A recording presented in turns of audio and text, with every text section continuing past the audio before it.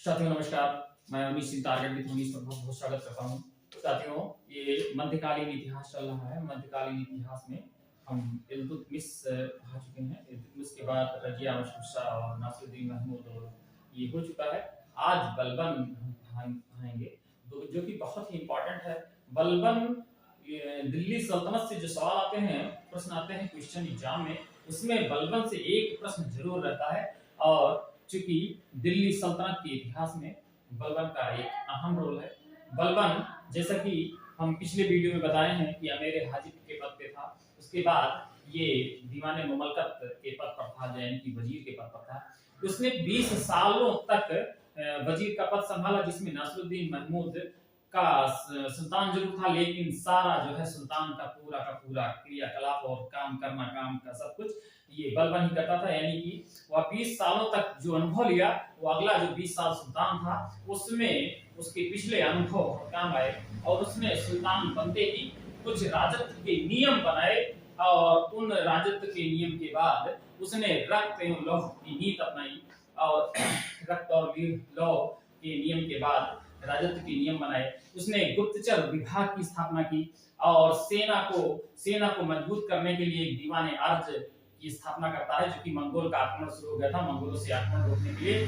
और उसने एक जो सुदृढ़ता प्रदान की जो है दिल्ली सल्तनत को, इसलिए बलबन के शासनकाल को एक मजबूत शासनकाल और महत्वपूर्ण शासनकाल के तौर पर देखा जाता है।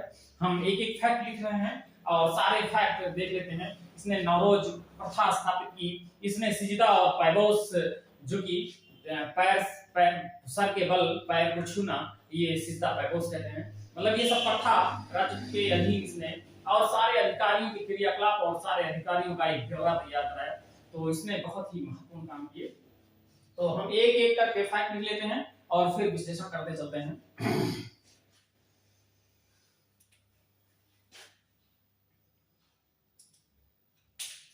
बलबन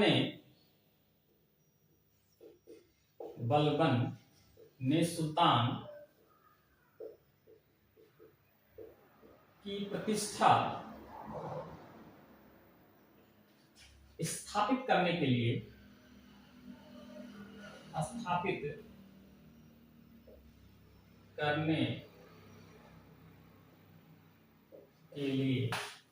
रक्त एवं लौह की नीति अपनाई।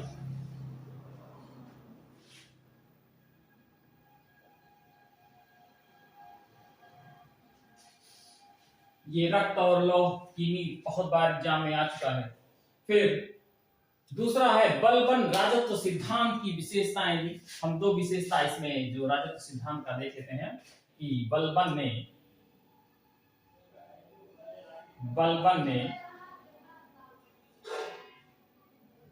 राजत्व सिद्धांत दिया, या बलबन के राजत्व सिद्धांत की दो विशेषताएं थी।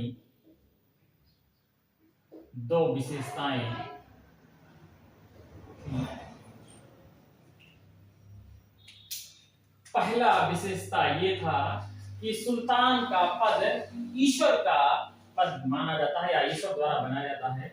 सुल्तान का पद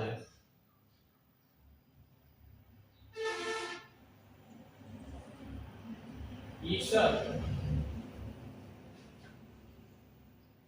के द्वारा बनाई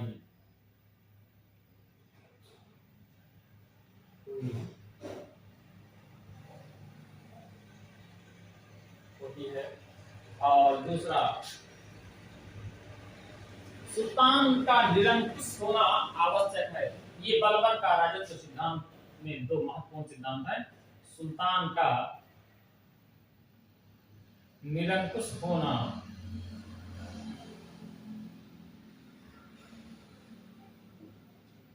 आवश्यक है।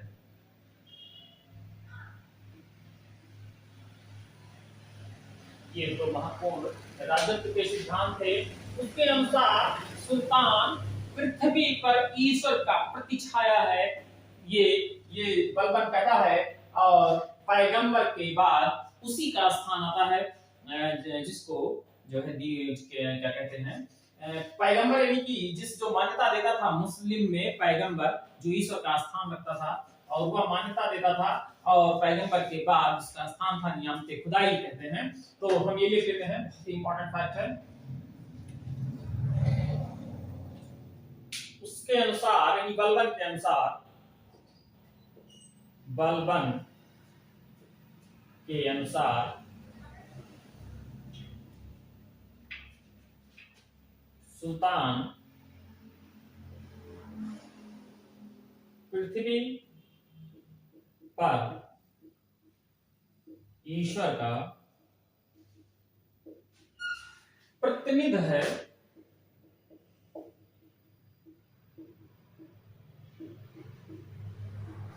और उसका स्थान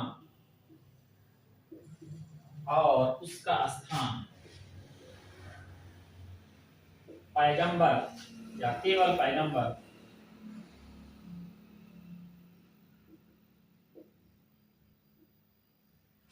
के पश्चात है।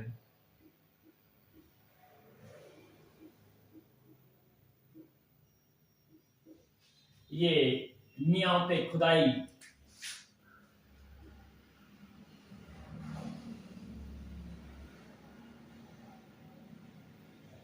कहा जाता है।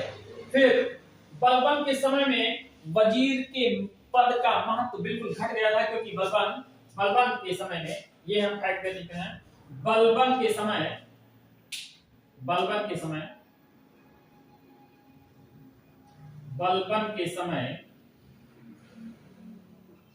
वजीर मतलब दीवाने ममलकत, ये इसका पद, इसके महत्व बिल्कुल घट गया था, क्योंकि बलबन 20 वर्षों तक भी दीवाने ममलकत वजीर के पद पर रह के इन चीजों को बहुत ही गहनता से, बहुत ही समझदारी से जान गया था कि यदि सल्तनत को सही ढंग से, साम्राज्य को चलाना है, तो पूरा का पूरा बागडोर और पूरी शासन सत्ता अपने ही हाथ में होना चाहिए।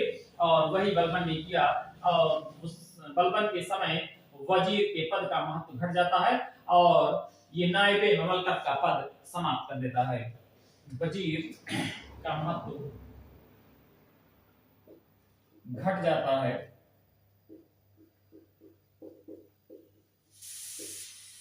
और दीवाने ममलकत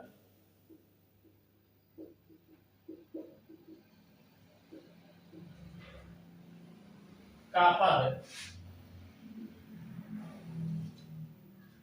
दीवाने ममलकत का पद समाप्त कर दिया जाता है, समाप्त कर दिया जाता है।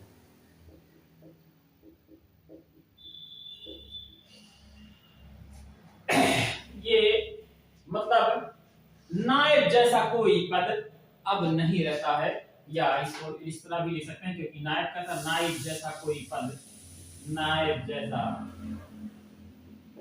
कोई पद नहीं रहता है। ये भी बहुत ही इंपॉर्टेंट है, यानी कि दीवाने ममलकत ये समाप्त कर दिया जाता है। इंपॉर्टेंट फैक्टर बलबन के सारे बहुत ही महत्वपूर्ण फैक्ट है, एग्जाम में ये सारे के सारे आए हुए हैं। फिर यहाँ पे हम एक फैक्ट बहुत ही इंपॉर्टेंट है, जो बलबन ने 40 दल का दमन कर दिया, यानी 40 सदस्यों का, जो अमीरों का एक अधिकारी तंत्र बनाया गया था दिल्ली सल्तनत में, और ये इल्तुतमिश ने बनाया था, उसको बलबन समाप्त कर देता था, क्योंकि इसी 40 सदस्य मिलकर और दिल्ली सल्तनत में षड्यंत्रकारी या षड्यंत्र रचते थे, जिससे कि बलबन इसको भली भांति जानता था और 40 दल को समाप्त कर दिया। तो यहाँ पे हम लिख लेते हैं, ये प्रश्न आता भी है कि 40 दल बनाया किसने था, या 40 का गठन किसने किया था, तो किसने, और 40 का दमन किसने किया, तो बलबन ने किया। बहुत ही इंपॉर्टेंट फैक्ट है ये। तो हम लिख लेते हैं, बलबन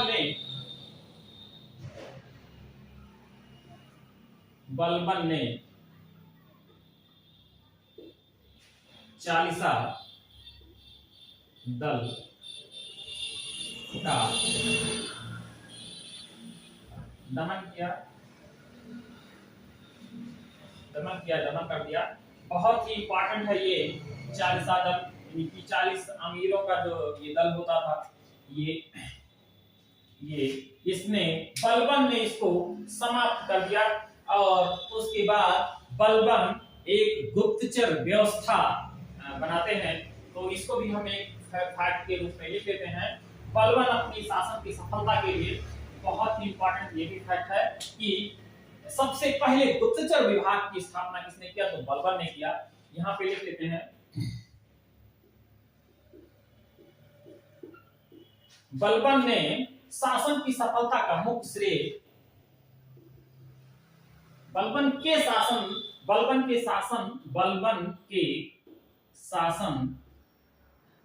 शासन की सफलता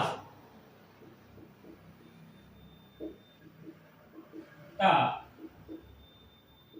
मुख्य श्रेय गुप्तचर व्यवस्था है।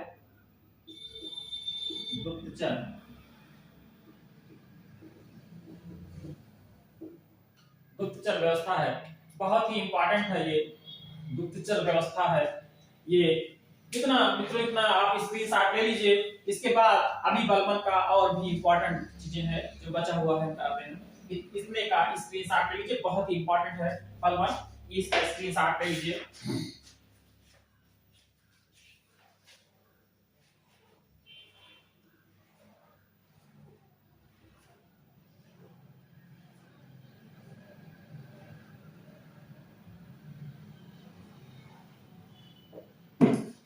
फिर अगला फैक्ट हम देखते हैं, बहुत ही इंपॉर्टेंट है। मंगोलों का मुकाबला करने के लिए उसने दीवान अर्ज की स्थापना की थी। बहुत इंपॉर्टेंट है, ये पूछा जाता है बराबर की दीवान अर्ज की स्थापना की किसने की, तो दीवान अर्ज की स्थापना बलबन ने की। तो यहाँ पे हम लिख लेते हैं,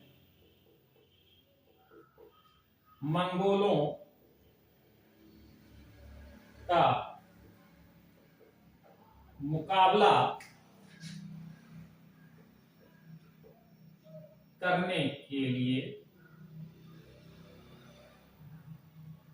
बलबन का मुकाबला करने के लिए मंगोलों का मुकाबला करने के लिए बलबन ने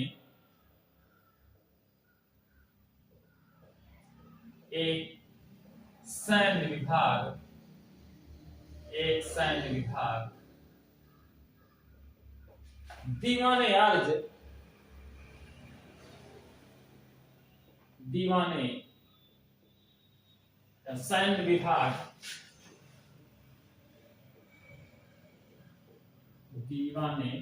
अर्ज, ये सैन्य विभाग को दीवाने अर्ज कहा जाता था।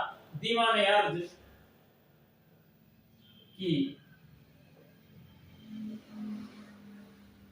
स्थापना की, बहुत इंपॉर्टेंट ये है, दीवाने अर्ज की स्थापना की। फिर अगला फैक्ट हम देख लेते हैं, बलबन ने सिजदा और पैबोस की स्थापना की। सिजदा और पैबोस ये होता है ये कि सर झुका के सुल्तान के आगे अपने पूरा लंबोत पूरा क्षैतिज लेट जाना और सम्मान देना, और जिसको प्रणाम या नमस्कार कह सकते हैं, इस तरह कहना। तो आगे फैक्ट हम लिख देते हैं कि उसने यानी बलबन ने सिजदा एवं पैबोस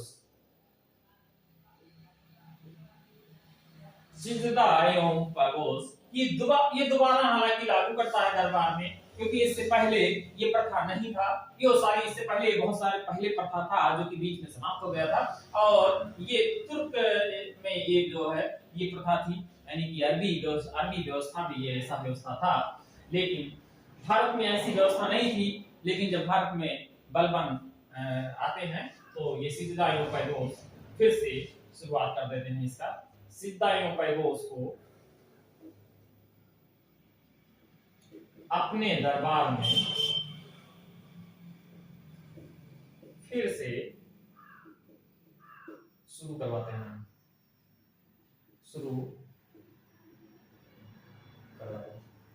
ये सिजदा पैगोस बहुत ही इंपॉर्टेंट है, बहुत बार आया हुआ एग्जाम में है। उसके बाद बलबन ने नवरोज प्रथा की स्थापना की, बहुत ही इंपॉर्टेंट फैक्ट है, ये बहुत बार आया हुआ है। तो इसको भी हम देख लेते हैं।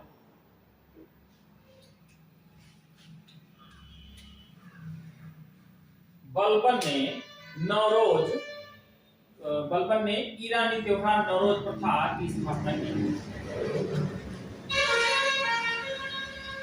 बलबन ने ईरानी त्योहार नवरोज प्रथा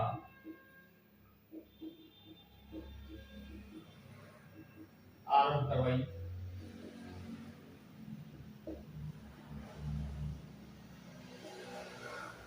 बहुत इंपॉर्टेंट फैक्ट है ये नवरोज प्रथा, ये एग्जाम में भी कई बार आ चुका है। नवरोज प्रथा बहुत ही इंपॉर्टेंट है। उसके बाद 1279 में बंगाल का जो सूबेदार तुगरिल खां था, उसका जो विद्रोह होता है और वो अपने आप को सुल्तान घोषित कर लेता है और अपने नाम के सिक्के चलाता है और मुगुसुद्दीन नाम का अपना जो है वो उपाधि लेता है। तो इसको पूरा हम लिख लेते हैं। ये फैक्ट, ये भी इंपॉर्टेंट फैक्ट है, पीसीएस में आ चुका है कई बार और आईएएस में भी फैक्ट, दो फैक्ट बना के आ चुका है सवाल। 1279 ईस्वी में 1279 ईस्वी में बंगाल के सूबेदार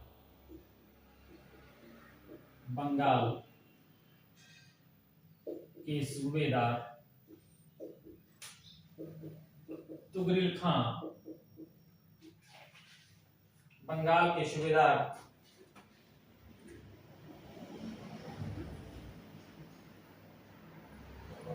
तुगरिल खां ने विद्रोह किया।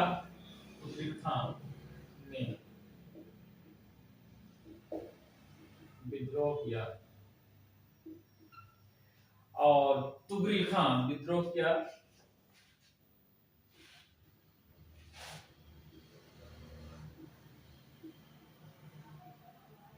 तुगरिल खां ने मुगीसुद्दीन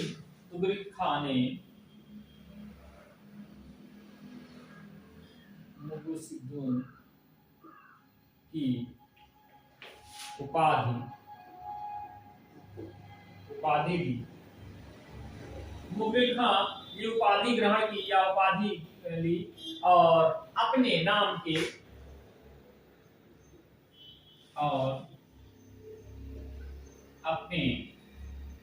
के सिक्के चलवाए एवं खुतबा पढ़वाया। हालांकि बाद में ये बलबन इसका दमन करते हैं और इसके विद्रोह को दबा देते हैं और अपने पुत्र को वहां पे बैठा देते हैं। तो ये हम लिख लेते हैं, बाद में बलबन इसको दबाते हैं और इसको मृत्युदंड भी दे देते हैं। तो ये फैक्ट है। और अगला फैक्ट भी हम लिख लेते हैं या फिर हम यहाँ आगे लिख लेते हैं कि बलबन ने इसके विद्रोह को दबाया और हत्या कर दिया, इसकी हत्या कर दिया। बलबन ने इसके विद्रोह को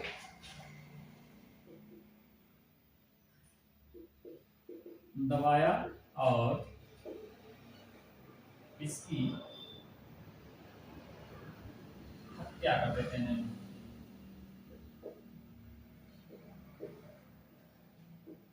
और अपने पुत्र को वहां पे गद्दी पे बैठा देते हैं, कैकुबात को वहां पे गद्दी पे बैठा के और वापस फिर चले आते हैं। उसके बाद इन्हीं के समय में यानी बलबन के ही समय में अमीर खुसरो को तूतीए हिंद कहा जाता था और बहुत ही इंपॉर्टेंट ये व्यक्ति है, भारत का तोता। और उसके बाद अमीर हसन जो भारत के सादी कहे जाते हैं। ये दोनों फैक्ट हम लिख लेते हैं, बहुत ही इंपॉर्टेंट फैक्ट है। तो यहाँ पे हम लिख लेते हैं विख्यात कवि अमीर खुसरो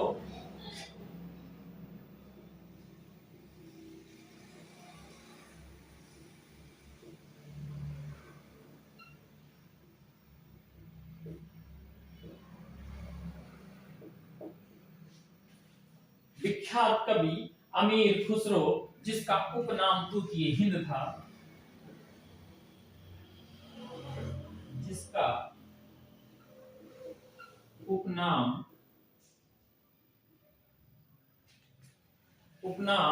तूतिए हिंद,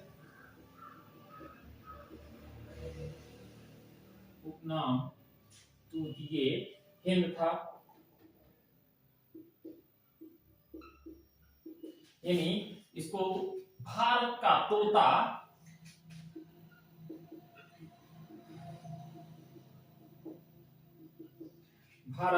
विख्यात कवि अमीर खुसरो, जिसका उपनाम तूतिए हिंद था, भारत का तोता।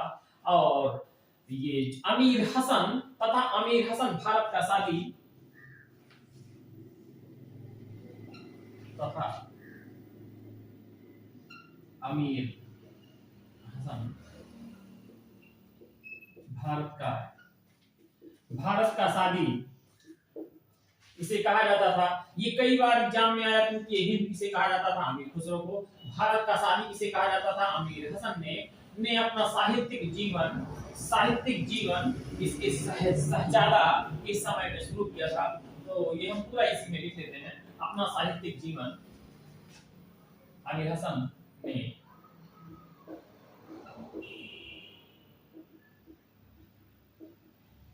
अपना साहित्यिक जीवन शहजादा मोहम्मद के समय में शुरू किया था। साहित्यिक जीवन शहजादा मोहम्मद के समय शुरू किया था।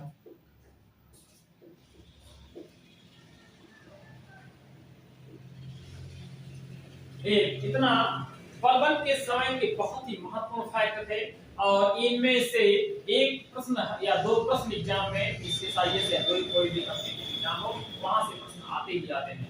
और उसके बाद हम प्रशासनिक व्यवस्था का एक अलग, पूरा दिल्ली सल्तनत की प्रशासनिक व्यवस्था का अलग वीडियो बनाएंगे, और आर्थिक व्यवस्था का अलग वीडियो बनाएंगे, जिसमें और एक साहित्यिक जितने राइटर हैं या साहित्यकार उस समय के तात्कालिक जिन्होंने पुस्तकें लिखी हैं, जिसके आधार पे हम यहाँ पे लिखते हैं, देखते हैं, इतिहास लिखा गया है, उन सब का हम अलग से एक लेक्चर लेंगे। तो साथियों, ये बलबन यहीं समाप्त करते हैं, अगले वीडियो में हम फिर मिलेंगे। साथियों, अगर आपको ये वीडियो अच्छा लगा हो तो सब्सक्राइब करिए और लाइक करिए। साथियों, नमस्कार, जय हिंद।